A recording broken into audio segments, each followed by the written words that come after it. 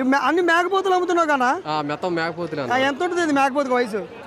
వచ్చేసి సంవత్సరం పైన ఉంటాయి అన్న. సంవత్సరం పైన ఉంటాయి. సంవత్సరం పైన వాడికి ఎంత పడుతుంది రేటు? రేట్ వచ్చేసి 14,000 14,500 అట్లా అమ్ముతున్నారు. ఏమంటారు కొనుక్కోవడానికి వచ్చిన వాళ్ళు ఏమంటారు మరి మీరు ఆ రేటు వచ్చేయండి?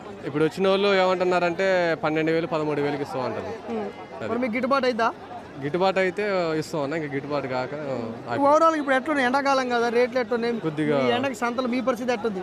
చాలా ఘోరంగా ఉందన్న ఎండ. అసలు చాలా ఇబ్బంది అవుతుంది. ఎట్లుంది ఎండాకాలం రేట్? రేట్ అయితే కొద్దిగా డౌనే ఉందన్న. డౌనేనా?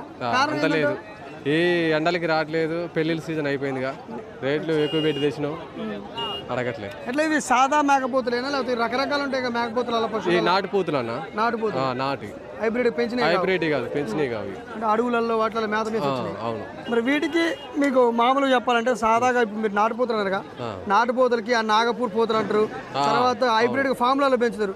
డిఫరెన్స్ ఏందన్నా వీటన్నిటికి? నాటుపోతులు మంచిగా ఉంటాయి, ఇది బాయిలర్ కోడికి నాటు కోడికి అట్లా తేడాను, ఇది కూడా అంతే. అంతేనా?